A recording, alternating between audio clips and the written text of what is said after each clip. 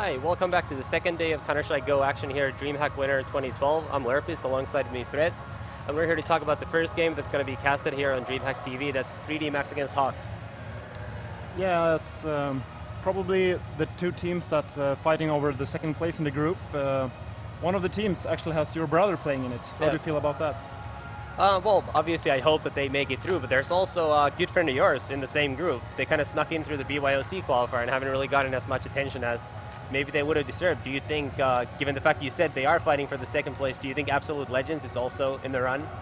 Yeah, I think they have a chance, but I think they have a lesser chance than the other team since they have more experienced Source players. But it's an open group, but I think Very Games will come out on top. Yeah. So what do you think about the first game at hand? Who do you think is the favorite, 3D Max or Hawks?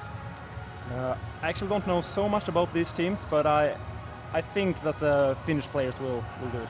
Yeah, I think they've actually lost twice online against 3D Max, but both of them were like a little while ago. Like this earlier was like a month and a half ago or something, and the other one like 3 weeks ago. So they've lost against them a couple times, but at the same time it's online. I know Hawks have had some pretty okay results lately. They've been fairly good in practice, and they beat both an Nexus and in faculty just like 2 days before the event, so that probably boosted their team morale a little. At the same time, XLO from 3D Max was talking about how they're underrated just because they keep losing against the other two very good Danish teams, the Nexus and Copenhagen Wolves, who went undefeated yesterday. So it's always a tough call, isn't it? Yeah, agreed. And the thing is, both NATO and NOSA have so much LAN experience compared to 3D Max, so I think they will have an edge on LAN. Yeah, the only issue with that I can see happening is that Reflex is now the strat caller of Hawks, and he's actually one of the he's been around for a long time. I remember already playing against him in the finals of like smaller Finnish tournaments all the way back in 2007, but he still doesn't have a lot of experience playing in big tournaments like this, especially playing in front of a big crowd. There's actually a fair amount of people watching there, and it's always loud in the tournament area, so it's never a good thing to have your strat caller be the one you're not sure how they're going to do at the tournament. Yeah, that's true, but still, I mean, 3D Max, I don't even know if they've been to a LAN event before, maybe some Source tournaments. Yeah. So, yeah. All right, so match is ready to start any minute now, so we're going to kick over to Corey and Redeye over there in the commentator booth, and you guys get started. Yes, thank you very much. Good morning. Welcome to DreamHack 2012, DreamHack Winter, of course, with myself and Corey Dunn. This is a bit of a monumental moment for us two, actually, because we've been trying to do this for about 7 years. It's been a very, very long time. I mean, if we date back to the days of whenever it was just internet radio. Yeah, when TSN. Neanderthals crossed the Earth and dinosaurs roamed the planet. That's whenever the shoutcasting term was the actual. It was reality. Yeah, it was the literal term for it. Yeah. It was. It was a plug-in for Winamp. Exactly. So it was 1.8.2b. I don't remember. I think you're just throwing out. That's how much I use that damn plug-in for Shoutcast. It was ridiculous. Oh, those were the days. Yeah, those were the days. So this is the first time we've ever, despite doing Counter-Strike for many years between us, probably 20 years between us, first time we've ever been able to actually commentate together. So it's actually a real thrill for me. So likewise here. Yeah, it's great, and we get to do it in Group C, 3D Max versus Hawks. You heard the preview beforehand. Where's your money? Coming into this matchup, I'm going to have to give it to 3D Max, but just based off of the fact that we've seen a lot of these Counter-Strike 1.6 teams come into the tournament, and they've had their struggles whenever it comes to, comes about. Nothing against Nat2, nothing against the old WinFact team here being Hawks. These guys are definitely a talented group of players, but in the end of the day, it's not Counter-Strike 1.6. We've seen how that's kind of came to fruition throughout the tournament so far. A lot of the 1.6 players, whether it was Fnatic, whether it was some of the other guys that were playing here so far in Group A, it's a tough road. Of course, I've been proven wrong because ProGaming.td proved themselves and they moved their way through that Group B play. So yesterday. But long story short, I think 3D Max is going to take this one because they definitely have some really talented players. Yeah, they have a little bit of history as well. I mean, right. I know they haven't played on LAN in CSGO right now. Well, they've played in the smaller LANs, but they've got 11 games so far recorded on HLTV's stats. If you haven't checked them out, by the way, go and check them out, hltv.org. 3D Max have 11 games on there, won 6, lost 5. And obviously they've got a lot of Danish experience in there as well. Last 3 games they played against the Nexus twice. They lost twice against a Nexus Rise. They also lost to Freak Show as well, but then they've picked up 2 wins against Western Wolves. So, who knows where they are in the whole Danish straight. There's so many good Danish teams right now. Well, that's definitely a fact. Whenever you go over to the DreamHack page and you look and you see all the Danish flags just kind of clustering about there on that group stage. But we'll just have to see how this one kind of pans out between these two. It looks like we're going to start off on DE Inferno between Hawks and 3D Max. Again, this group, we've all kind of determined it. It's all across the board throughout the casters. We all assume that Very Games is going to move on through. Yeah, this is a group of 3. And the 3 are 3D Max, Hawks, and Absolute Legends. That's it. There's only those 3 in the group because Very Games have already qualified. Right, exactly. I mean, I think that's a harsh thing to say, but they are just so far ahead right now. We said it yesterday. NIP are kind of, they're up there, and then you've got Very Games who are kind of not that far behind them, but they are away behind them, and then you've got everyone else right now. It's almost like there's 3 leagues. Right. NIP are in League 1, Very Games are in League 2, and everyone else is in League 3. That's what I was kind of wondering. I mean, you're sitting there saying that Very Games is in their own little I think they are, echelon, yeah. But I was wondering where NIP sits if they're sitting up. I mean, are they have to be up in the heavens? Okay, so it's basically like this. The NIP are in the Premier League. The Very Games are in Division 4. Right. You've lost me. Right, and then I'm talking English football now. And then everyone else is in non-league football. I think that's roughly what I'm saying right now. No disparaging to any of the teams playing today. It's just that's the gap at the moment. The skill levels are really quite far between the two teams. So. It still looks like we're waiting on one more player here for Hawks to join. One of the interesting things is Steel Series actually helping out these guys to get in here, which was kind of cool. Yep, it was. But overall, with 3D Max and their history in Counter-Strike Source, I really think that they're going to be the dominant team in this game, especially because DE Inferno has very few changes whenever it comes into how the map was configured and how it was set up. I mean, there's the only changes that happened inside of the B-bomb site, the Banana Bomb site, which then at Counter-Strike Source was the A-bomb site. That's where they got it wrong. But in the A-bomb site, which is now the B-bomb site, which used to be the B-bomb site. It's gone backwards and forwards between the 3 games. The setup inside the bomb site was so clustered, and even if you look at the original A-bomb site, which is the A-bomb site now, they had hay bales in there that had different headshot levels and everything. It made things a little bit screwy whenever it comes in terms of trying to get the bomb planted in those sites. Just how this has kind of came about, they also changed the middle area, which I think was the biggest change that needed to happen whenever in terms of getting those mid picks and seeing, because in the past with Counter-Strike 1.6, we saw a lot of good picture on that mid ramp, and just a really good typical battle. But whenever they implemented that window inside of mid, it kind of threw things off just a little bit. No, I agree. I think what do you think of the changes overall across all of the maps? Because trainer's obviously the biggest change of all, but do you think that they're significantly different from Source? I mean, they're significantly different from 1.6, but do you think that different from Source? Well, okay, so I want to take some time here just to kind of go over one thing that does bother me about the maps. Again, coming from a Counter-Strike 1.6 background, you want everything to be extremely clean. I actually don't have an issue with that because I've also done casting for Call of Duties. I've seen the cluster of different types of things that are in the map. My main issue is there's points in the map where you have just a sliver that you can see through. For instance, in the B-bomb site, there's the crates that you can see as they pass out of the tunnels into the B-bomb site. You can see just a crack, which is just enough to give you enough information to go ahead and sweep out and pre-fire. The same thing is happening here on DE Inferno. You've got over there on the B-bomb site, right there in Banana, you have that car. Well, there's also a piece of wood. With that wood, it's actually given a little crack in the car where you can see this is a headshot box where people have kind of watched before. But one of the things that kind of happens is they sit there and wait, and they just peek up and pop them, and they come back, and they can still see where they're at the whole time, and that's just not good for competitive play. Now, whenever you're playing in pubs, and you can rock the KDR all day, every day. So. I do that anyway. What are you saying? What are you trying to say? I do it too, but I'm not. I just didn't want to publicize it. So. Oh dear, it's not quite as bad as it was in Battlefield for me. I used to, parachute over to the enemies Oh, I did that. I still do that. Ship out, and then you'd sort of hide, and then you'd lay a load of landmines before they took off, and then just watch the kill ratio. That was pretty lame. I used to do that all the time. Don't do that. Do it. Ruin their It's game. fun. It's so much fun. Troll it. Do it. Have fun. Okay, so we are still just waiting for one man to join us. Unfortunately, he seems to. I think he was in originally, and now he's not. So there's just one of the Hawks players potentially struggling to get into the server right now. You might have to sub for him. I can definitely do that, but I wouldn't be able to communicate with him. That would probably be the biggest issue. Where's this idiot going? Why is he going banana? We're all charging. Why is he always the LMS? And that's what every team I play with say every single time. And that's why I top frag every single time. Yeah, and do you know what? I have a similar issue. The guys that I play with in mixes will already be staring at this screen going, yeah, he's not wrong, he does do that. And I end up being the last man alive, and they're all like, no, look, Redeye's baiting again.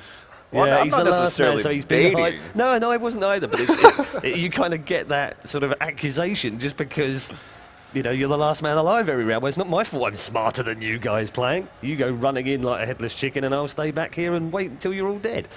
Maybe that's not the game we should be playing. But anyway. No, so let's go ahead and give you a quick roster rundown here for the Hawks. We've got Alu, Nasu, as well as Natu, Reflex, and Skirk that are playing here for Hawks. What do we have over there for 3D Max? Yeah, so 3D Max lining up with Exlo, Dupree, Sock, and VNG, and Gravity.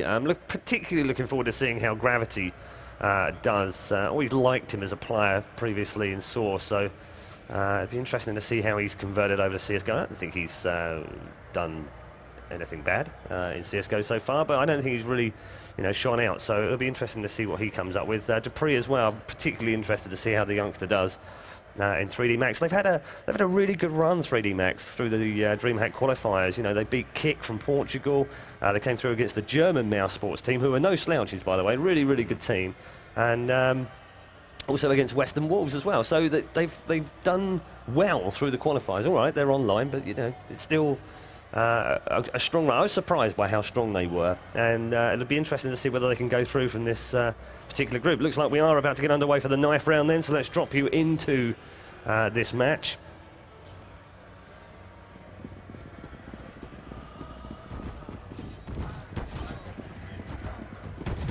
And that's the knife round done and dusted, and I didn't actually say a word. That was fun. So we had a knife round, which I didn't actually commentate because it was over so fast. That was actually pretty quick. So that means that 3D Max has probably worked some type of strategy out. No, it's just knife rounds. No, it is just knife round. Yeah, unfortunately. I think at some point what we might do is take some suggestions from Twitch chat, as dangerous as that might be. That is extremely dangerous. On how they would like the style that they would like us to cast the next knife round in. Okay, so if you've got any ideas, like, if you want us to do it like a horse racing commentator, or like a snooker commentator, or any of the other kind of types of styles that you'd like. I'm not doing Gangnam style round either, by the way. That's not going to work.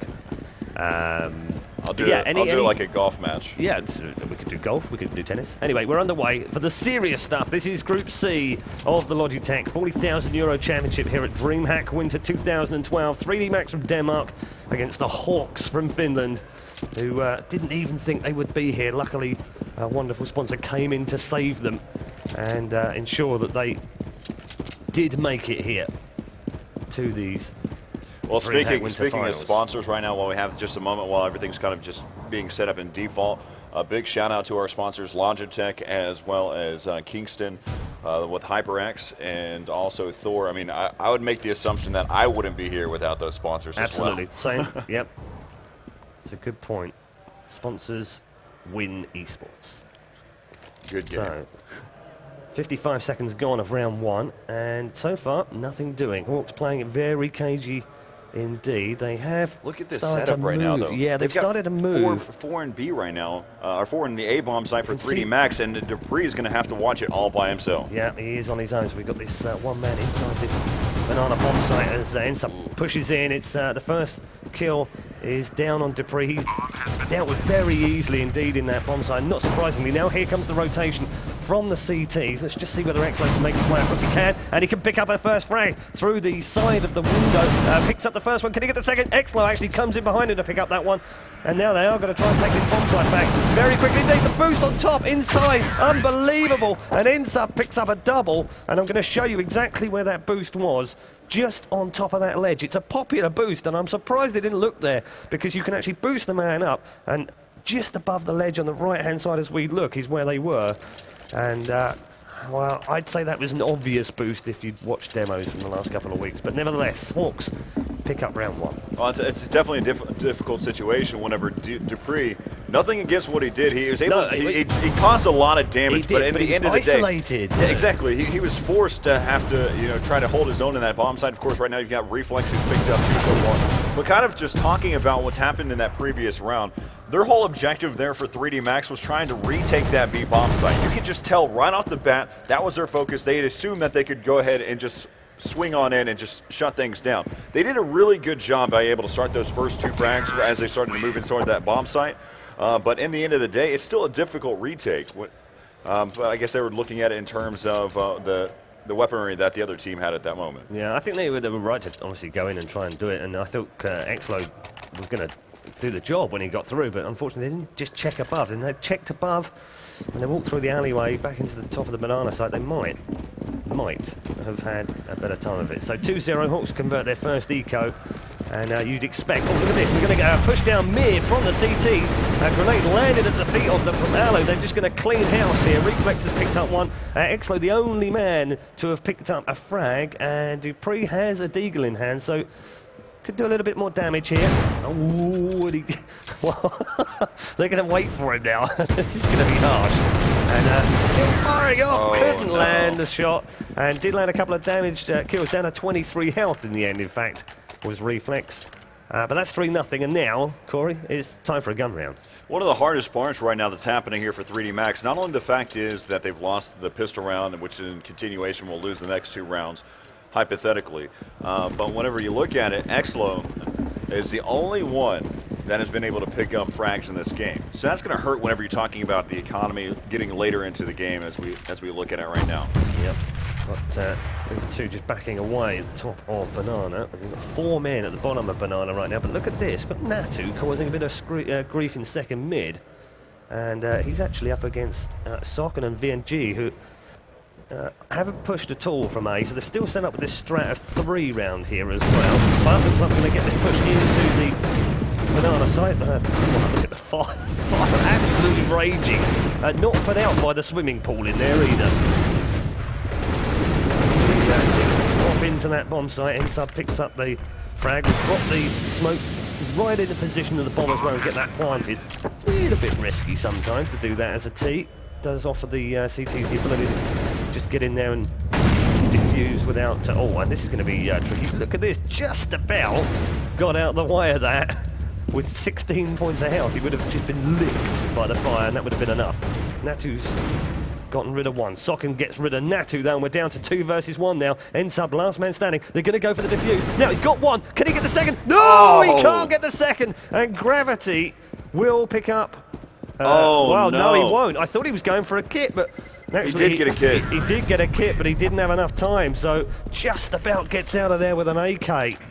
And time ran down. That was such a great round by Natu and Nasu. What they ended up doing is Nasu, he was down to 4 HP. If I stand, he was definitely in the red. Yeah. Then what Nasu did is he played that corner area where he can pivot and allow Natu to kind of control what's around him. Natu had full health, and he was actually playing a lot more aggressive, so the attention would be drawn onto him. Yeah. And so they continued to fire upon him. Natu was utilizing the fountain right there inside of the bomb site and kind of maneuvering back and forth. That again delayed some time there. Yep. And they decided again, they wrapped around towards that construction area, slowed things down, and Nasu at the very end did a great job of holding it down and just waiting for the right time to be able to peek out and get both those kills.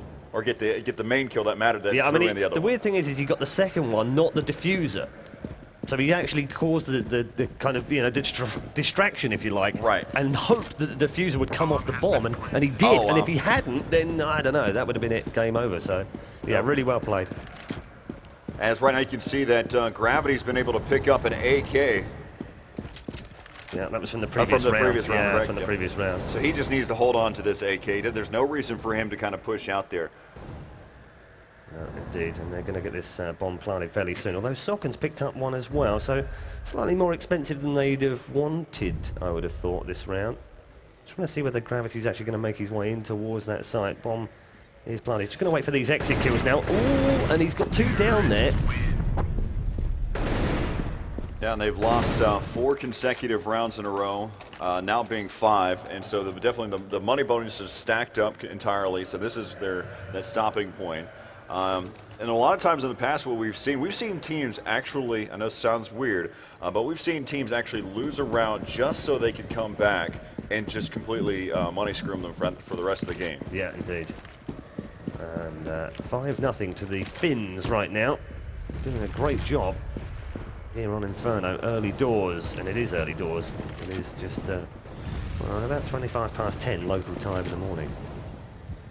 And you can see the mid area being utilised right now. And as we switch over to, they have managed to get to the top of mid. One man was actually in jungle and has picked up that frag. It was 2 from Gravity in the end. VNG's picked up another one, and now Nsub will be the last man alive here with bomb in hand, and he's going to manage to get the plant as well. Now he's got a big job to do here. 3 versus 1's not going to happen. Dupree comes round the corner of Quad and will pick up the defuse as well. So good job from 3DMax, getting themselves on the board at 5-1 down. One of the really interesting things that I don't think a lot of people realize is whenever the bomb is getting planted, it is so incredibly loud. It's like you're just smashing on the buttons, and the beeping noise is just so loud that you can initially start to make your move at that point. I mean, at the same token, it can kind of work in the terrorist's favor. You can sit there and draw in someone to kind of try to push up on you if you know someone's in close quarters. But what that really ends up doing is it starts to draw in those players from the other bomb site. Now, whenever we're talking about maps like Nuke, it kind of works counterintuitive there, where whenever you start to plant the bomb, you don't actually know where it's at because it's so loud. Yep. It could be in the upper bomb site or the lower bomb site, and you still have to check. Yeah, it's actually pretty confusing on Nuke. I've had a few times where I've gone up ladder and dropped into upper and thought, well, hang on, where's the bomb? That might just be me playing like an idiot. So here we are in second mid with the hay bales, and Nsub looks like he's going to set a smoke. Let's see whether he actually does or not over the top of the roofs, and then covers CT Arch, which is what I think he's going to do from here. So what we're doing is we're going to see whether it lands around. Well, actually, where am I? I thought it was going to land here. There we go. Actually, it did land there just as I put the arrows down. So that was good play. Wow, Gravity. 3 in a row from Gravity.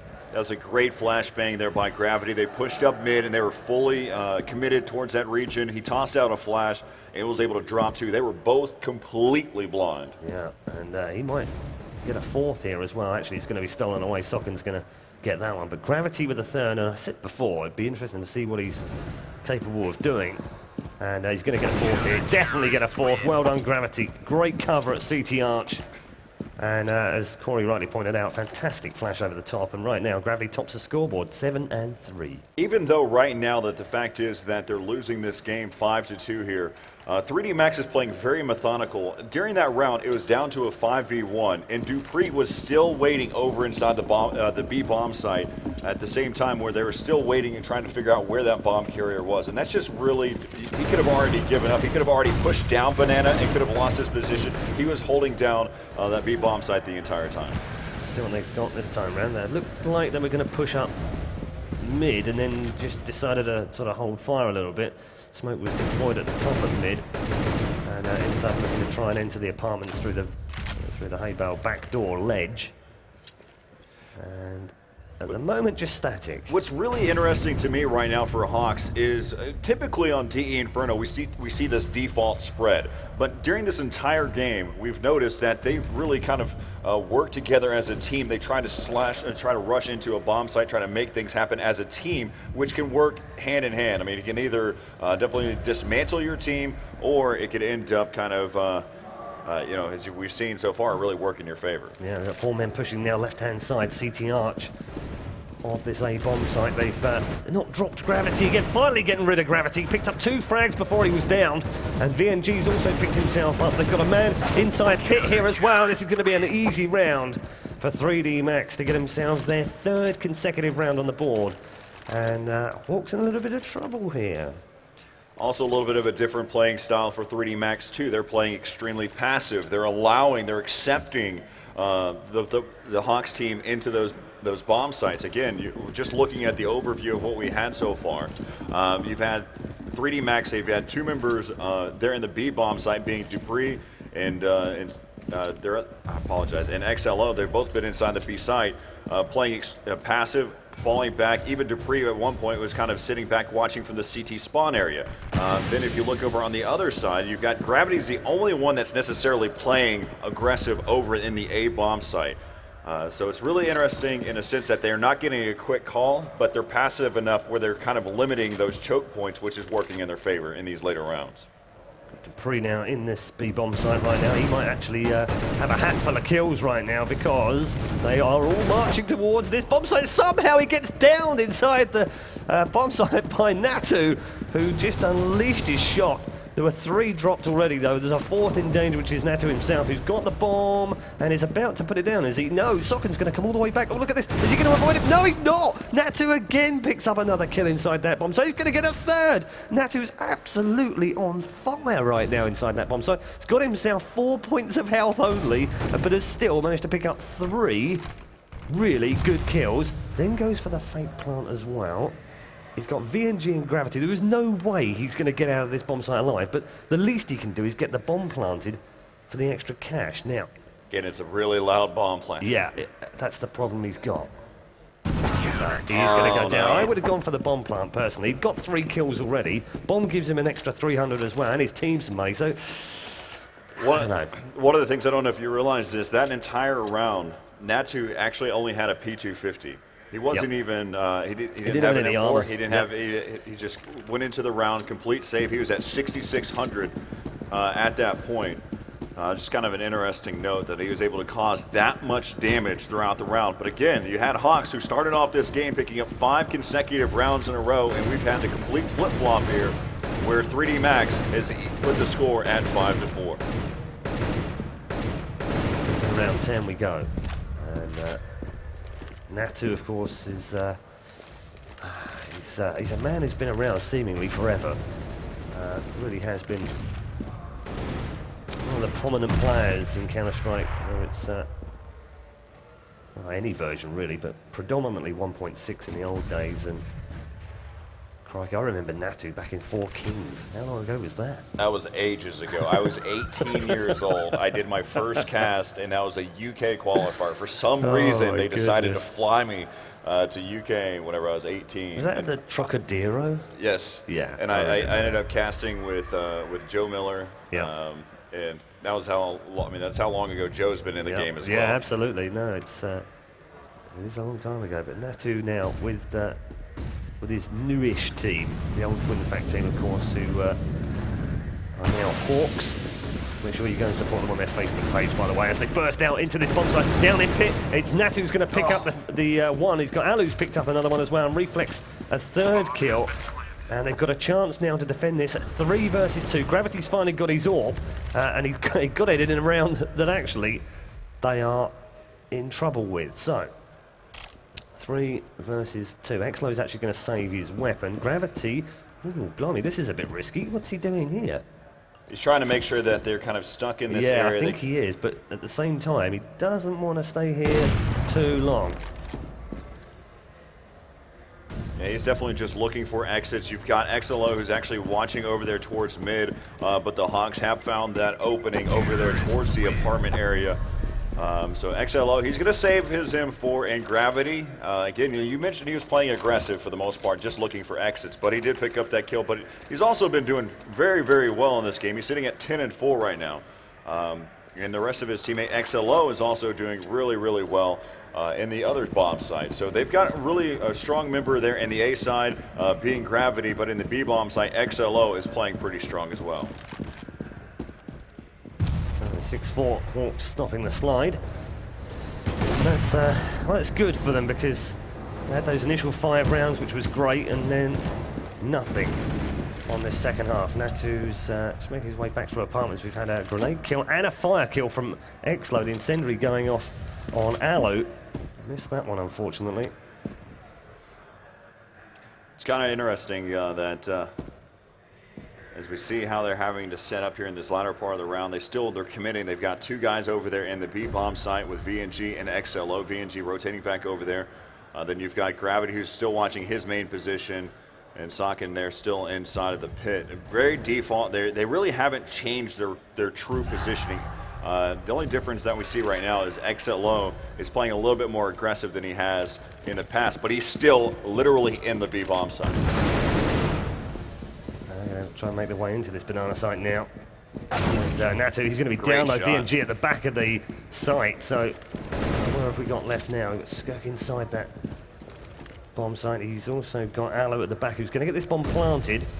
And oh, that's a good molly. Does manage to get it. Yeah, that Molotov's going to go off as well. They've got a man to the back here through the arch, and it's going to be actually Gravity coming in from the back. He's landed the first one now. It's 2 versus 1. It's now 1 versus 1. It's going to be very, very tight indeed, but Gravity lands the shot and will get the defuse. He's got plenty of time. And 3D Max Gravity picks up a round for them to reduce the deficit once more. And Gravity's having an absolute monster game. 13 and 4 right now. And they're 6-5 down. Yeah, so now we're going to have a pause here. We're going to wait for Natu to hop back into the game here. But just kind of looking at the scoreboard overall so far, we've got 3D Max finally getting back into the game here. Score 6-5 right now. Again, if you look at this overall for 3D Max, we've got Gravity sitting at 13 and 4, XLO at 9 and 7. Dupree he's having a tough time in that B bomb side, but again, he's playing so aggressive in terms of playing the banana side. That's where he's getting picked off and he's just getting overrun. It's one of the hard parts whenever you're trying to push in. And then whenever he rotates, something that I realized over there when he rotated from the B bomb site to the A bomb site, typically a lot of players go through the library, or which is the kitchen now, to be able to get into the A bomb site. But what he ended up doing was going through the CT arches and actually started to push inside of mid, around towards the right side mid. And then he realized, it's probably not a bad, it's probably a pretty bad idea. So he backpedals back towards the library, which puts you out in that open, that corridor, way too long, especially whenever a rush is committing on the A bomb site. Yeah, some good stuff. So we've lost a Hawk, unfortunately. And that gave me a chance to log out of Steam Friends. Thank you for the abuse via Steam Friends. Being trolled by Steam Friends is noobish. They're not friends. No, because they're definitely not friends and they will definitely be struck off. That's for sure. Good fun. Yeah, thanks for that. We have just got a quick pause. So it gives us a chance to look at this group as a whole. I mean, we've joked a little bit about Very Games going through, and that's, they're sort of done and dusted, they're going through. But they've still got a bit of a job to do, because they're going to beat these 2 teams, and they've got to beat one of the BYOC qualifiers, which was Absolute Legends as well. So it's not a straightforward group. They've still got to turn up and play well and make sure that they're on top of their game. A bit like Nip, really, on day 1 as well. Yes, it's kind of nice to be able to see Absolute Legends kind of slide there through the BYOC, and Yep. they're a well-known team, and especially in Counter-Strike Global Offensive, kind of stepping in there.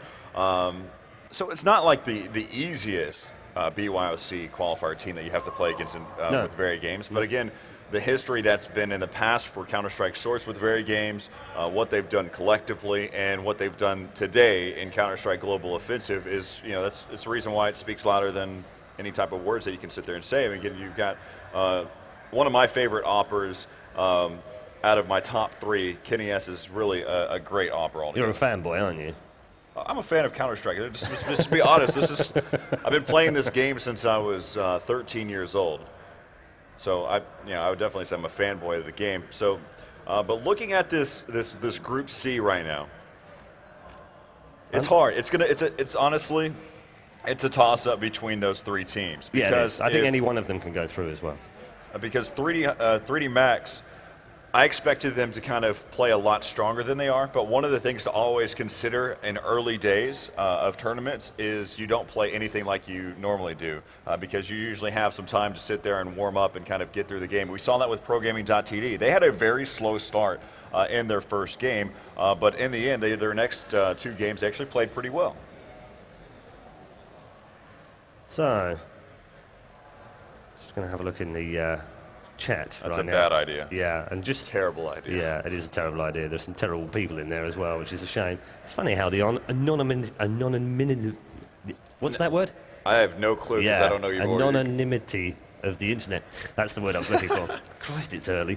It just means that people just become idiots. I don't know why. Just enjoy the show, guys, and stop being idiots. I have a theory or something that I want to kind of do a stat on is figure out how many people just focus on the chat and not the actual stream. That'd probably be some really bad psychological studies done on Twitch chat. But it kind of takes be. us back to the days whenever we were on IRC. And actually, just, most of you probably don't realize this, but if you go on to IRC, you can actually log into this particular channel. It's like something like user dot and all that stuff. But back in the day, whenever we were doing internet radio, people were all in IRC, just spamming away. And then what was really cool, which I still recommend here, is having the capability of doing an audio stream at the same time while you watch your GoTV. Because I've got nothing against the user having their own experience whenever it comes in terms of watching. So, you know, however you want your experience to be, that would be good. Yeah. I do find the chat quite funny. Bad casting. Maze, I think that's Maze, CSGO, impossible to watch, tells us to enjoy the show and calls us idiots. No, I was only calling the trolls idiots, so if that's what you are, then that's what you are. Yeah, in terms of the map overlays, if you want me to use less maps, then fine, I can do that. But you just won't know what's going on. That's the point. We don't have a map overlay. Usually we'd have a third PC with the map on there, and we'd be able to figure out where they were going so that we can choose who to watch. Now, we don't have that, so right now we're using the map in the beginning of the game to find out where they're going. So up to you. If you want to know where they're going, then we'll use the map list, I guess. Right. So if you look at it right now for Hawks, you've got InSub who's sitting at 8-6. Reflex is sitting at 10-9. Lou's got 6 assists. You know, that's one of those new stats that kind of come into play. How do you feel about those assists? I love the idea of the assists. It's very sort of Call of Duty, though, isn't it? Well, no, because the idea behind it is it allows people to know that he caused more than 50-plus damage to a player, which is actually more crucial in some terms for his teammates to kind of clean the slate. Yeah. It helps Alu right now as well because he's 3-7 if you just look at kills and deaths, but 6 assists. Yeah. So it sort of shows that actually he's still chipping into the rest of the team. I know we're so... I'm with almost all the fans in Counter-Strike. We were all so focused on how many frags someone got. If they finished 23-7, then they had a great game. Even if the rest of the team were awful and they lost 15-1, it still meant that guy was awesome because he got 23-7. But we're so focused on the frags and the scoreboard that actually adding in the assists a little bit.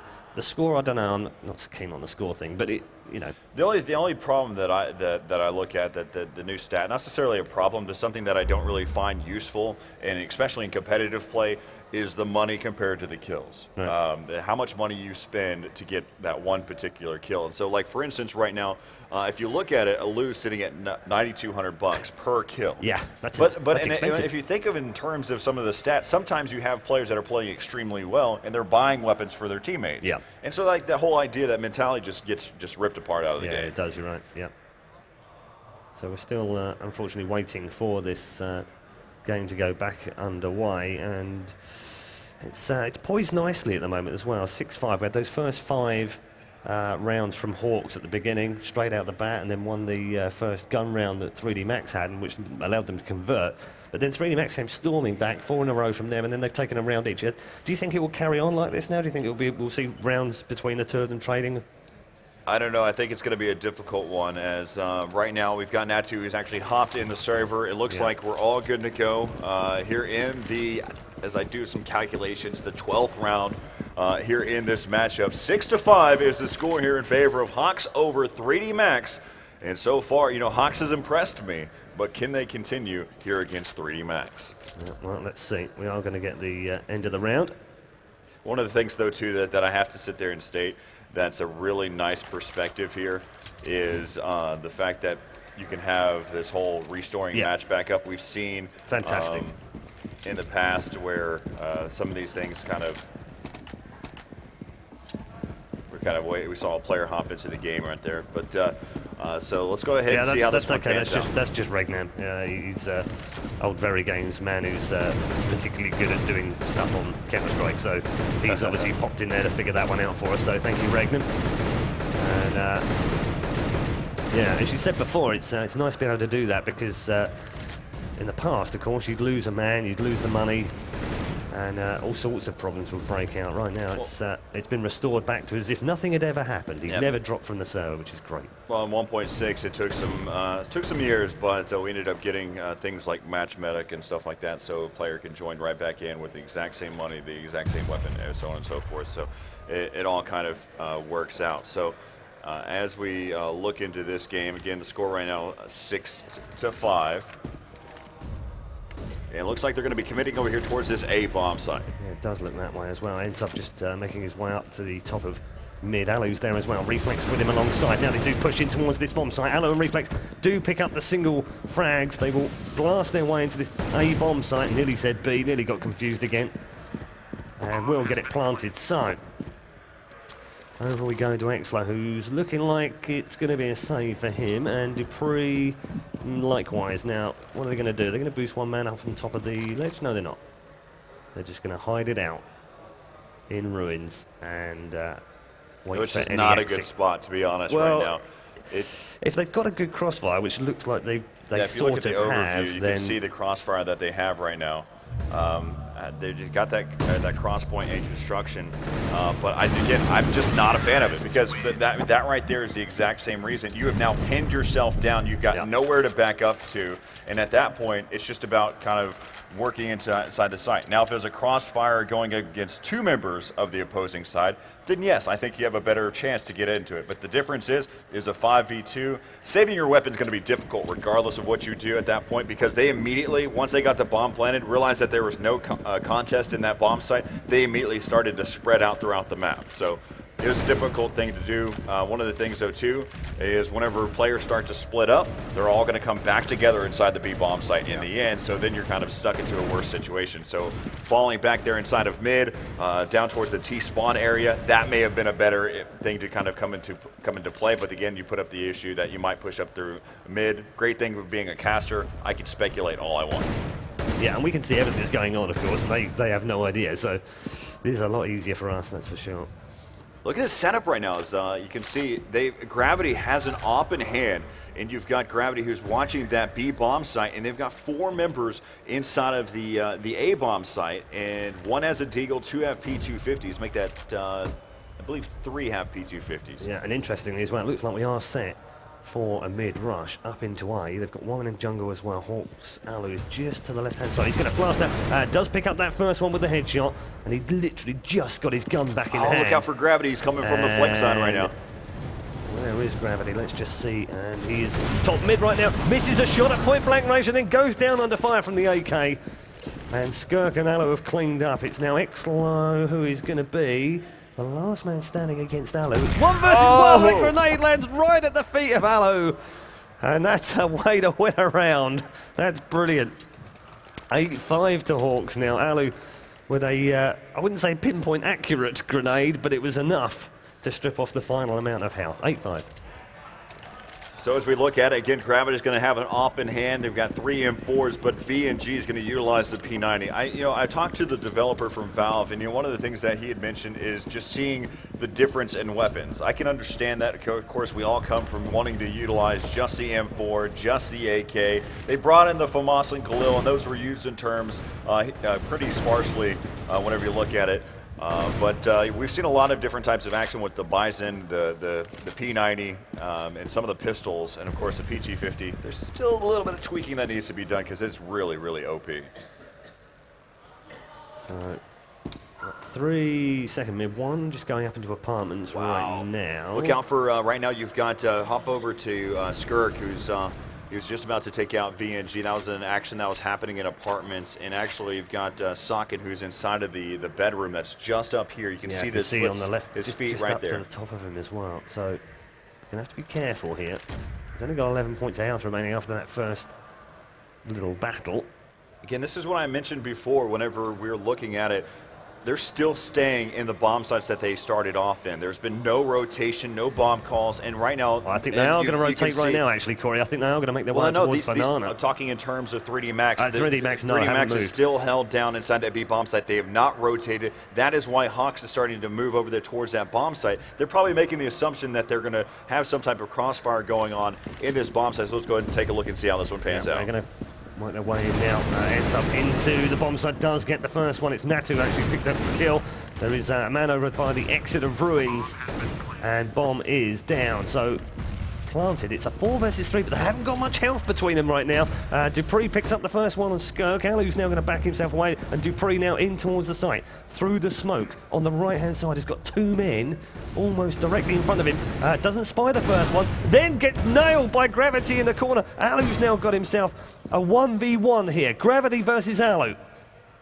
And he can stay there for a long time, but Gravity's still trying to fire off and finally lands the shot. I don't know if he's got enough time here.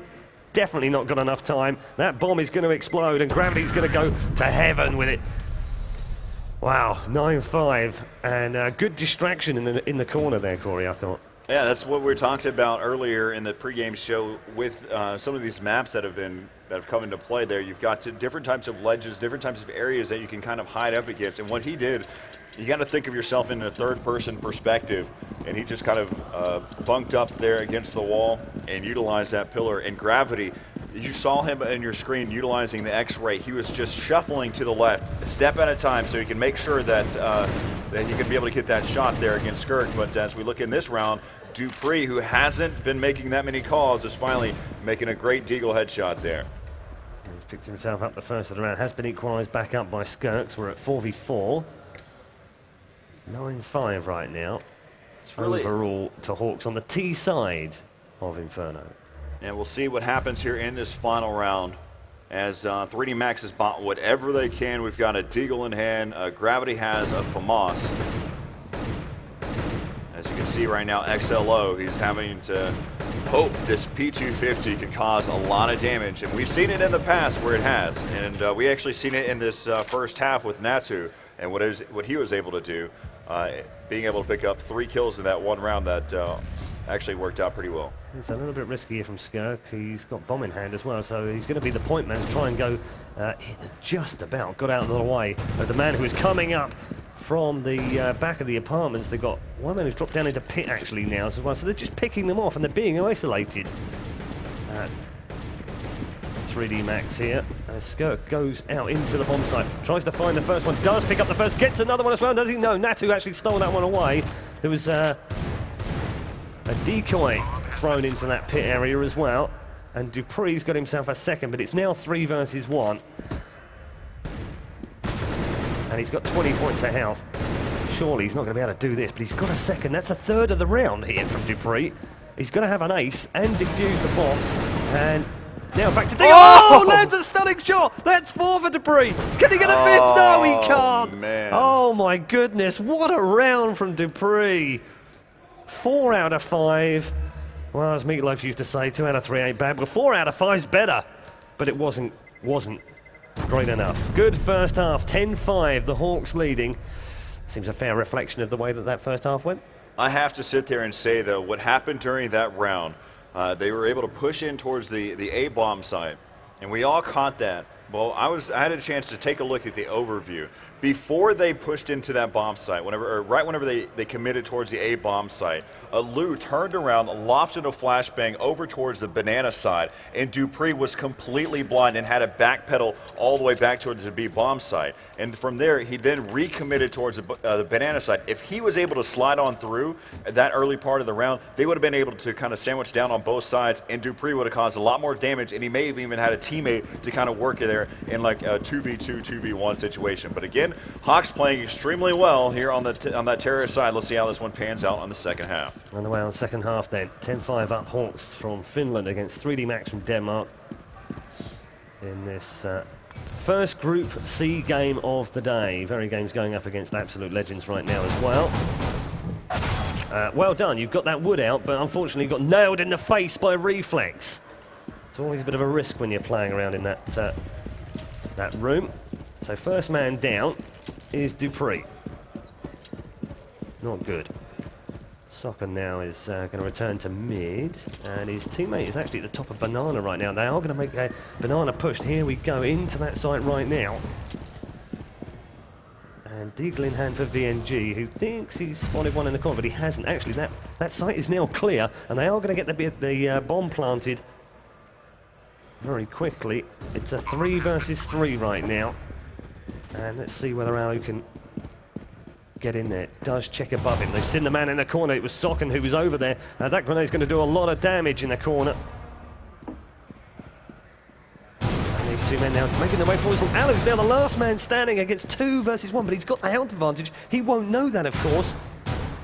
But surely he can't do this. Alu into the corner. He's now flipped all the way around to the other side, but couldn't land the damage. Socken with a great round from him. 3DMax win the round. A really, really important pistol round win for them, Corey. And they find themselves 6-10 down now with a chance to convert 2 rounds. One of the top players to be on the lookout for. I mean, he's sitting at 19-8 is Gravity for 3DMax. He's leading the charge. He did a great job of wrapping around through the construction area. He's actually, in a bunch of one-on-one battles, he's basically won majority of them. I'd say probably about 75% of the one-on-one battles that he's had, he's won, I'd say about 75% of them. And grenade over the top onto the car. There wasn't anyone there, unfortunately, for Gravity. Otherwise, that would have helped him. Oh, look at this setup right now as we switch. Look at this, the counter-terrorist side right now. You've got one player that's boosted up onto the very, very, very edge of this balcony area. Yeah, it's Ensub who's sitting up there. And he has a teammate that's right below him in a cubby way. Yeah, let's just show you that right now. Got one man down there and one above. But sadly enough, as the story always happens, it's always the action's happening on the other side. It's actually on the other side. Yeah, indeed it is. A Skirk unleashes a stunning headshot on Gravity, and now, actually, if you look at that, they've boosted one on Arch out here as well. Look at that was an incredible set of play, but actually didn't come to anything at all. That would have been so good if they'd gone for that bomb site on A, but unfortunately for us and them, they didn't, and instead the bomb is planted now at B, and I think 3DMax is sitting there going, well, where the heck are they? And where the heck they are right now is in the back of apartments. Which is chilling. A great idea, because one, you want to stay together, you want to save your weapons, you don't want to give, or not save your weapons, but you want to save in such a sense that you don't allow them to be able to obtain any more kills, so they can pocket more money. So that's what you're seeing right now. They're just kind of all staying together, saving. Because again, the CTs, it doesn't make a difference. They can save or die, they're still going to accumulate the same amount of money. Yeah, definitely. So, 10-7, round safely converted. One more should be converted. And just looking through the weapons, what do we got? I don't think they've bought anything yet. Which makes sense again. Yeah. It's that CT side. You lose the pistol round. Typically, you're going to lose the next 2 rounds unless you get some really ridiculous shots. Sometimes you might decide on buying a P250. Usually that is the case. So you're also dropping an additional $500 per round. So in the end, you just kind of have to save with the P250, which is actually not that bad in a certain sense, as we saw what Skirk was able to do in that previous round, and what Gravity's getting dropped down to 13 HP. Yeah, that's why it's such an effective weapon. Look at that, Hawks is doing that same exact setup again, and the same exact thing is happening again. Yeah, they are going towards the B side. They're going to try and get out. This is the exact same round. Look at that. Look.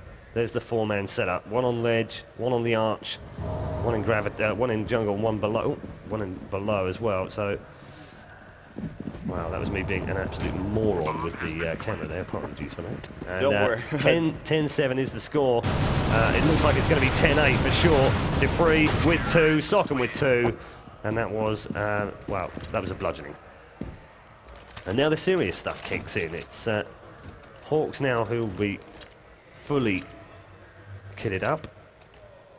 I'm actually kind of curious. I want to know the number of rounds that they've won online having to save like that, or if it's just been something that says this is going to be great. If they come this way, it's going to be great.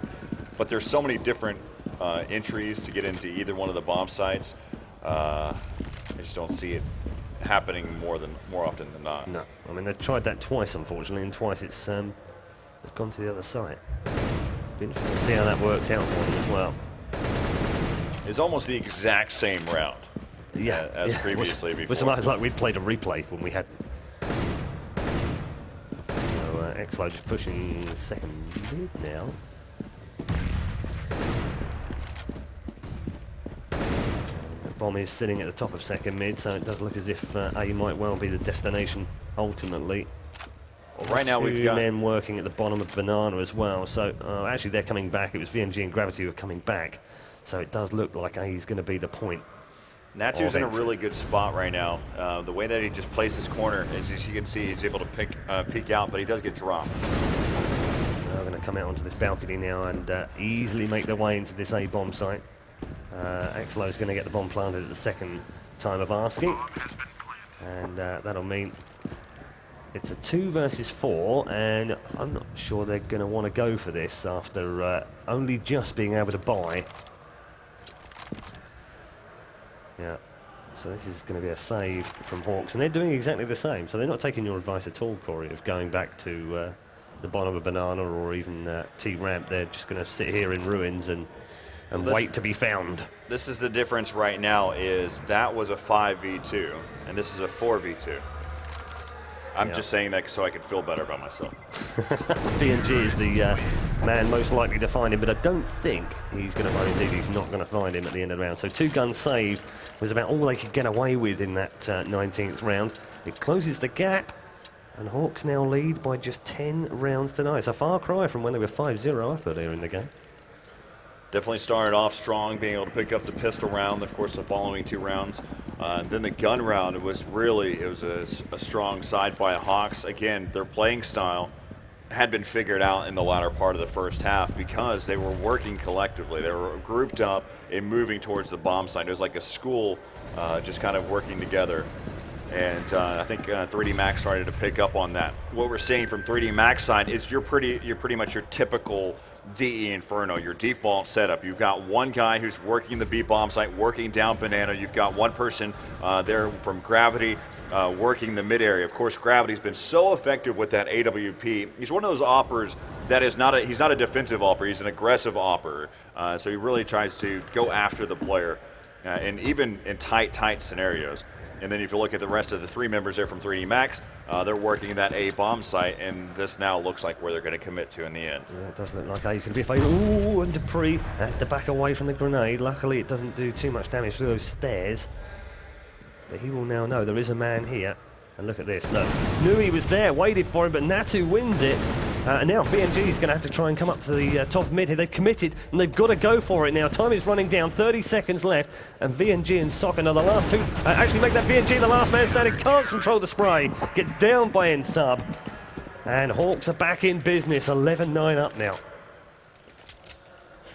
Yeah, it's one of the main parts that for any game. Again, this is that John Madden point, is you have to get those entry frags to get into the bomb site. It just has to happen. That's the difference right there, and that's where Hawks did a great job. They just held their own and winning those individual battles. That's what usually comes into a victory. That's the difference between some of these teams. You have to get those. You have to win those battles. Again, Gravity doing a great job in economy-wise. He's able to buy an op again. Completely saving in those previous rounds, but again, if you look at his KDR right now, he's sitting at 20 and 10 overall in this matchup. Yeah, hasn't had an awful lot of luck so far with the AWP because the smokes have been perfectly placed by Hawks to stop that from happening. One of the things that Hawks is doing extremely well here in that A bomb site is they're working together. So there's usually 3 crosshairs on one point at one time. So it's all about the call-outs, and they're doing a great job of covering themselves, working the angles properly. Wow, we are going to get a rotation here. I'm pretty sure it's going Banana now because... perfect call. Yeah, great. They were throwing those flashes and grenades up into the top of mid, and I think Hawks were absolutely convinced they were going to hit that A bomb site yet again. They've hit it so many times that it would make sense, but now they've been very slow down Banana, and I think Hawks will know that that's exactly what's going to happen here, and they are going to try and play into this B bomb site. Bomb heads towards it now. Dupree's going to make his way back through the back of ruins with Gravity. Is he? No, he's actually going to let Gravity do it himself. And Gravity has already picked up one. Should be able to pick up a second one here as well. And, well, there. See, waiting for the shot. Really good play from the Hawks player. I don't know who that was at the back of that side, but Gravity was sort of baited into making the shot, and once he'd made it, his reload time meant that the player could then get back into the back of the site. The main objective here, of course, right now they're going to try to be able to push in here towards this bomb site, but they probably should have tried to hold them down in this bomb site long enough to eliminate all 4 players on the Terran side. They may not have been able to pick up the round, but they would at least been able to force them to have to buy the next round. But looks like Natsu and Nasu are going to have to back out of there and hightail their way towards that A bomb site. Yeah, they are going to get out of there. And looks like they're going to be okay over here. And there's going to be enough time to find either of them. No. So both 2 weapons are saved again. And the last time Hawks lost the round, they saved 2 weapons. It's little things like that that's going to make the difference in this game, because it's so close right now. Not just in terms of score, in terms of the way that the rounds are going. They're literally trading them backwards and forwards like a couple of prized heavyweight fighters. It's 11-10 to Hawks right now. And in terms of money, yeah, it's okay. I think with the amount of money that Socken and V&G have saved, they should be all right after this round regardless anyway. This is a save round for 3 of the members here. Again, you had Nasu and Natsu who kept their weapons from the previous round.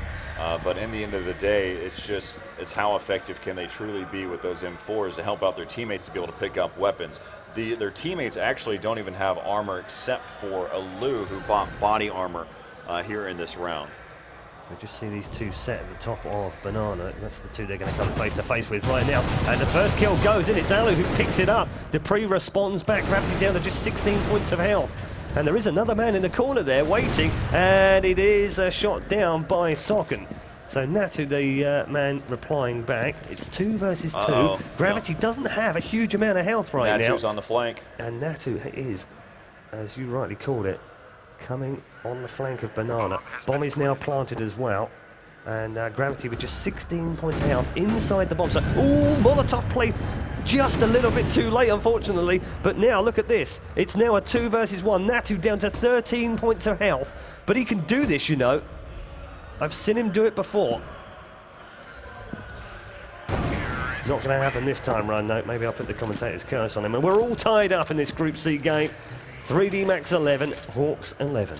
One of the things that I mentioned earlier is the fact is that this is an early game. This is one of the first games of the day. I don't care who you are. Being a gamer, you may practice long hours, but we practice those long hours later in the evening. Having to wake up, get yourself ready, and you have to allot yourself enough time to wake up, and then also you have to allot yourself enough time to warm up. And that's what we're seeing right now from 3DMax. Gravity's been hitting a lot of great shots. He's actually making a lot of difficult shots as well. Look at the stack of working out. Yeah, I was going to say we've got a bit of a sort of all 5. But the bomb, of course. Yeah, it's over the other side. It's in A. It's heading towards A. We've got these 2 on Banana right now. But look, all 5 men inside that B bomb site. So that's not where the bomb's going to go, though. The bomb is actually heading. Or is it? Oh, my goodness me. Are they actually? They are going to go into this site, no. You know. They've called the rotation. Molotov is going to go over the top. They don't know that they're on a save. Over right now, that would be really, really painful. But instead, they're going to go for the set flash. Molotov is going to go into this site as well. No, this could be an absolute kill fest right now for Hawks. Dupree's probably making the call right now. That is completely clear. And that is exactly what happened. Dupree checked out the A bomb site. It is completely open, but V&G is going to work, and his teammates have bounced out as, again, Dupree still was going on the manhunt, checking different areas, and walked into the A bomb site going, hey, guys, it's clear. Yeah, that's... probably not in that not language, but... No, well, yeah. Such a good call, and that was so close. They were literally on the edge of the B bomb site, about to walk into the bomb site with the steps, and then suddenly the call's like, no, wait, guys, go to A. And Hawks, wow, they could have absolutely demolished them. They had a 5-man crossfire setup inside the B bomb site, and I swear to God, they would have absolutely ruined them. as it is, they are going to pick up some exit kills here and an AWP. That's going to be expensive. Gravity losing that AWP. That was a bad, what was he doing bad there? choice. As, looking at his money, he's going to pick up another 3,500 from this round, so he's going to be sitting at 8,250. So he's going to have the ability to get an AWP. But at the same token, you're giving away an AWP. Yeah, that was expensive. That's where Lou is actually going to utilize it. And that, looking in terms, that was a save round for them. And so Lou picks up an AWP from that previous round. And he's sitting at 6,250 overall in his money. And that just kind of sets him up for the next 2 rounds. You've got 3,300 from Natu. Natu sitting at 5,150 after, again, he was able to save a weapon as well. So this just kind of works out for these guys where they don't have to buy. Skirk is going to be the only one that's going to be struggling, but luckily enough, SMGs are still effective in this game, so you can have that 5th member buying either a P90 or what have you. Yeah, and similar sort of setup. And 3DMax really liking this kind of passive, aggressive stance that they've got. They've been very careful about where they've gone. They've waited. They've been quite dynamic with their strats as well. It's a good setup for DE Inferno. You have to go for the pick and go approach. What you're doing is the main focus is to eliminate one of the players on one of the bomb sites. The reason why, I know it sounds again very typical, but at the same token, that's where you base your strats off. If you get the pick, then you go. You may not go to that same bomb site, but you at least start to make your move. Oh, I was going to say Capri's just pulled off a brilliant shot, but then got absolutely murdered by Nsub, who's picked up a double on Sock, and they were both trying to push their way through CTR. Great rotate. But it was a brilliant rotate because they were already at the bottom of Banana, but they've been nailed here. Skirk's picked up the frag on Xlo, who's about to plant with the bomb, and now Gravity, sort of isolated, is going to have to go and get that bomb. They've got 18 seconds remaining, and that means they've got to get this bomb planted. That's the pressure they're under. It's just Gravity left now as well. 10 seconds left. It's got to go for the plant for the cash here. Oh, look, they've got in the way of each other there, and surely he can't get out of here. No, he doesn't. AWP will be exchanged for the AK. Bomb will be defused, and that'll be Hawks tying things up at 12-12. We really have got a game on here. One of the things that 3DMax has done extremely well throughout this game is being able to work the money system. You have to look in terms of the fact that they haven't been getting taken out, so they didn't have to buy new weapons.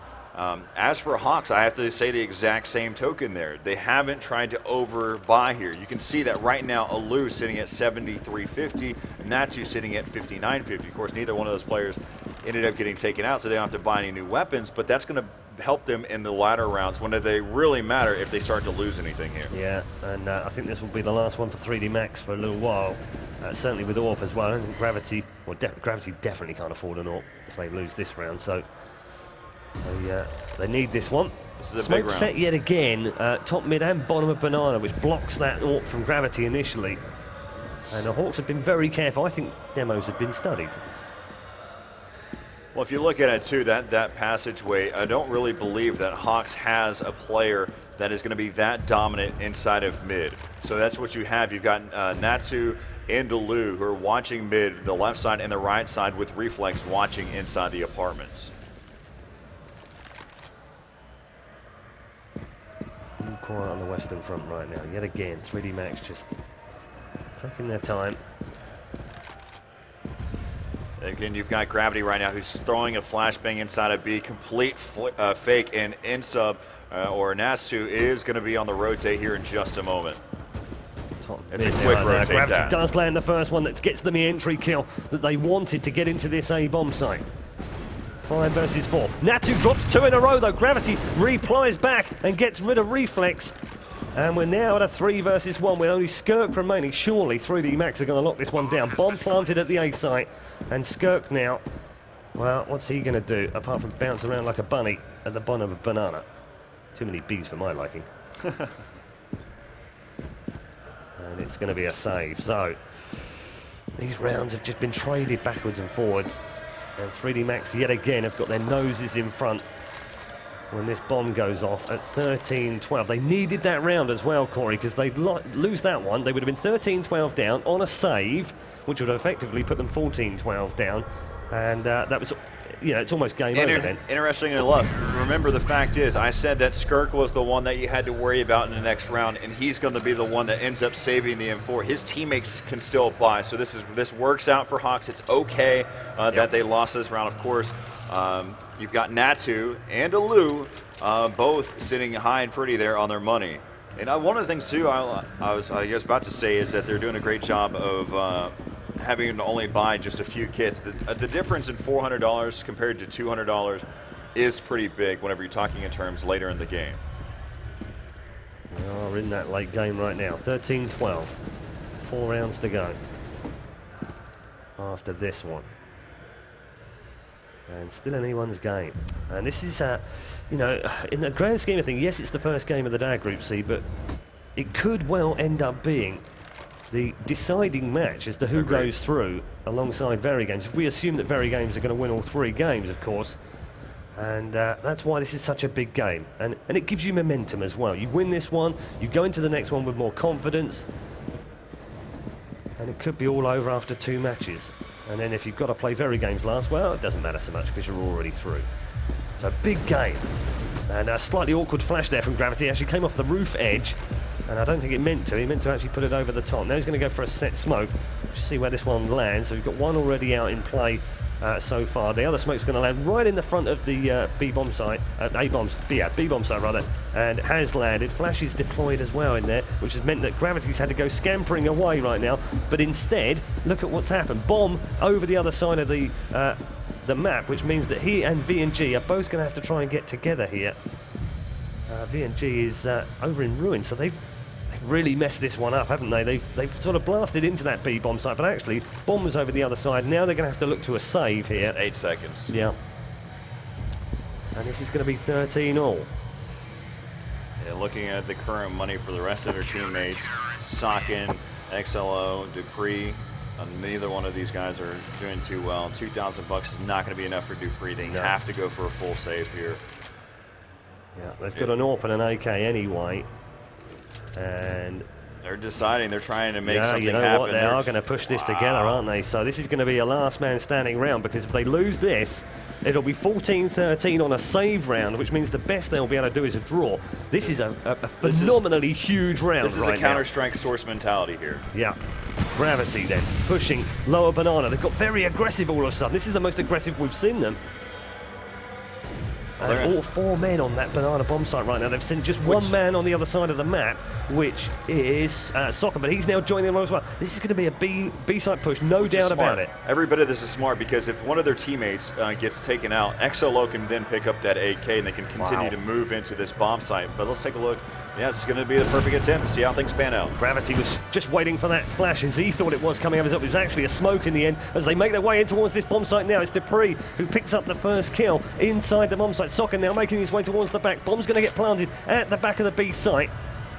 And 3D Max now, it's their round to lose. 5 versus 4 advantage. Natu reduces it to 4v4. Alu's waiting as well. They've got to go for this. They can't afford to lose this one. Nicely poised at 13 all. They are going to make their way inside the bomb site now. Alu's there with the AWP. They've got to try and start making their way towards the bomb though, and actually defusing it. Brilliant stuff from Natu, and Alu lands a brilliant AWP shot right at the end of the round. It's now 1 versus 1. Soccer can take out one man. Can he get a second before the defuse? Yes, he can. That's brilliant from Soccer. A 2v1 clutch right at the end of the round to save it and win it. And 3D Max now lead 14-13. That was a great exchange between two. Nasu and Natu pushing inside that B bomb site. Looked as if they were able to take that round, but Sakin doing an impressive job working there inside of the construction area. Of course, that shot that he had on the player on spoils was huge, because then it allowed him to kind of push in there. That smoke was just not good enough there for Hawks. If Hawks was able to put that smoke right on top of the bomb, he may have had a better chance, but in the end, he was out in the open, and he was able to get taken out. Of course, that's going off the fact that his teammate was eliminated at the same token. Yeah, do you know what, right now, even though the 3D Max won the round, it was an expensive round. Gravity lost his AWP. He's only been able to buy an AK, and V&G and Socken have got AKs, but there's also a couple of Galils in there, and there's a couple of FAMAS on the Hawks side. So this is not really technically a full buy on both sides in the grand scheme of things, but it's worked out so far for Skirk. He's picked up the opening kill, and it's on Gravity. The FAMAS is something that you can't, you know, sit there and talk down on, because the FAMAS... No, I like it. I like it a lot. It's one of the weapons that I prefer over the M4, to be honest, on the CT side. One, it's cheaper, but at the two, it's got that recoiled, or that burst fire mode that can kind of help out your recoil. A lot of headshots coming from it. Dupree coming in towards the bomb site. He's already picked up one, gets a second, won't get a third though. Gets shut down from the CT long alley by N-Sub. Bomb's going to get planted here, and we've got a 3 versus 4. This time round though, it's advantage Hawks in terms of manpower. Can they convert that into a round win? Well, they can do so with Alu. It's 4 versus 2 now. Natu now making his way towards the site. Loser of this round will definitely be on a save, regardless of who it is. But VNG comes up big with 2 kills in the round. Natu, though, is going to come face to face. Surely he's going to win this. Oh, change his weapon. What were you doing? Unbelievable change of weapon from Natu. It's not going to make any difference, though. He did get the kill in the end. Reflex is there to get the defuse. And we're going to be tied back up again at 14-14. What a match. I have no clue why XLO ended up chasing after a player. We're going extremely aggressive. You're down going down to a 4v3, and you're pressing through construction to try to get a kill. That is not the right idea, because then even if you exchange, it's now a 3-on-2, which is even tough. It's still a tough situation to be in. You cannot put your teammates in that kind of point there. And you know, Sakin, he's been playing well. He was watching the banana side. But as you can take a look here, like you were pointing out just a moment ago, 3D Max is on a Deagle save, which is another CS Source mentality. Yep. Plenty of Deagle saves in the past we've seen, and I've got a feeling we might just see a few kills here from Reflexing Pit. There's one man there, he's got 1, Great 2, control. 3 in a row. Brilliant control. Finishes a 4th off. Does he get the 5th? No, it's stolen by Natu, but a 4-man from Reflex. Wow. Yes, on an eco, but great spray control from Pit. 15-14, match point, or is it going to be a draw? 3D Max, the best they can hope for is a draw after that deco round. For those of you at home that have sitting there and mentioned anything about the M4 being, you know, a lot of the recoil patterns really difficult or really random to control, Reflex right there just proved the point that just in that doorway inside the apartments of how much control you can really have with enough practice over time. And you can see that Hawks has definitely put in the time here for DreamHack winner, as they're right now game point here against 3D Max. 80 seconds to decide the winner. If it's a draw as well, that's interesting. Yeah, because it then comes down to round difference really as to how these, assuming of course that they both beat absolute legends, which is not a guarantee in this group. It really isn't. So Hawks will definitely want to win this last round, of course, to make sure they get the 3 points. Taking a look at it right now, you've got VNG with an AK, Dupree has an AK, and Gravity has an AK. You've got also Galil and a Deagle in the hands of Sakin. Yep. One of the interesting things that I want to note too is Gravity did not buy any armor at all, which is crucial. It's going to make a really big impact later. Wow. Brilliant flash coming out into the bomb site. Socken, though, picked up the first one. Nasu, N-Sub rather, with a double back. Gravity finishes him off and will then scurry away to the side of the site to get the bomb planted. 3 versus 3 now. Natu already making his way down Banana is going to come face to face with Exlo, who's hiding behind the sandbag and will get downed. And that was too easy, way too easy from Natu. This is a really good chance for a retake of the bomb site to win the whole game. 16-14, they've got 3 versus 2, and Dupree somehow wins that battle, gets downed by Alu. Dupree's in the corner, he's managed to pick up yet another one. It's 1 versus 1 now, and Dupree gets downed by Natu. And now, does he have enough time to get this bomb planted? It's not going to be all that close, you know. I think this might just go off. No! It gets defused! No. A last-second defuse from Hawks. Natu wins the whole game. What a way to finish the game. Last-second defuse wins your 16-14 map on Inferno. Stunning game. Great game. I mean, really, this was a game, a difference between a Counter-Strike 1.6 team playing against a original Counter-Strike Source team. And one of the things that I want to take, just looking back at that round, XLO, he just started not to play as smart as what he normally should. What he ended up doing over there towards the banana side, he was watching, he was bunked up. His whole purpose of being over by the banana was to watch banana. Yep. So to sit there and have a focus over there. And he started to try to move over to pay attention over there towards that that pit area inside of the B-bomb site. You have teammates over there. That is their objective, is to watch that area. And you've just given away a position. Your barrel's sticking out now. And that's how he was able to wrap out. I believe that was the initiating factor. A lot of great gunplay was happening inside the B-bomb site, but that's where things fell apart in that last round for 3D Max. Yeah, indeed. So Hawks win 16-14 thanks to a Natu last second save and defuse. What an amazing match to open us up. If the other two matches we get today are just as good as that, then we're in for a right thrill, that's for sure. Don't forget, we've also got Group D later on this afternoon, and we've got some quarterfinal action coming this evening as well. It's going to be a long day. Make sure you stick around and enjoy some Counter-Strike Go. We'll be back very soon. And we also... Hi, welcome back to the studio here at DreamHack. Thank you, Corey and Redeye, taking care of the match over there. So what did you see from watching that game over in the tournament area?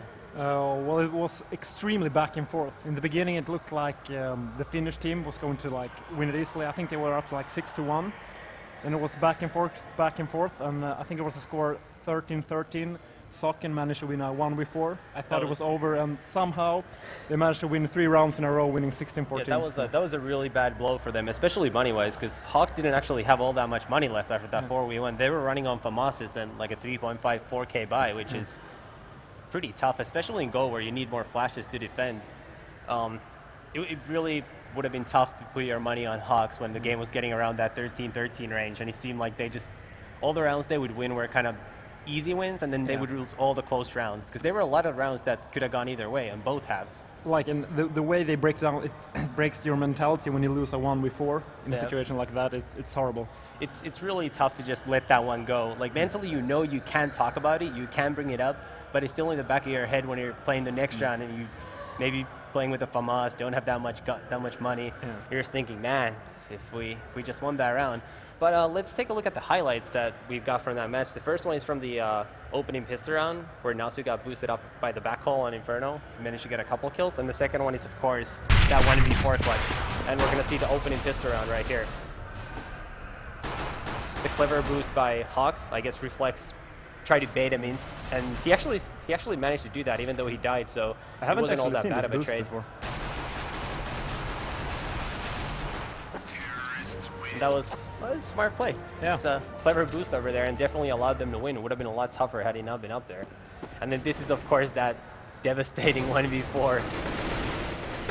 That was an interesting call, because for so many rounds in a row, Hawks had actually gotten killed in backhole while they were retaking through construction.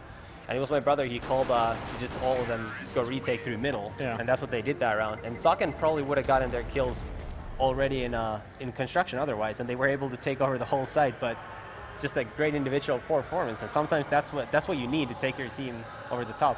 Yeah, exactly, and I think he was really close at defusing the bomb there as well. Yeah, it wasn't far. It actually did seem, though, at least to me when I was watching the game, that 3D Max had more individual performances. It seemed like Gravity was getting a lot of big kills with his op, and it seemed like Hawks probably could well, not only could, but they need to elevate their individual game. They weren't playing bad as a team, but I think they need more firepower from their players if they want to have a chance in the next game against Very Games. Yeah, exactly. I think the Source players are more comfortable with the spraying in the CSGO than the 1.6 players. So you were also paying attention to your former teammates Neil's match when Absolute Legends took on Very Games. What do you think about that one? Yeah, it was pretty crazy. I mean, it looked like a super easy win for Very Games at first. They were up 12-3 as T on Nuke, but then Absolute Legends took I think it was 9-0 as T, and then they lost 4 consecutive rounds.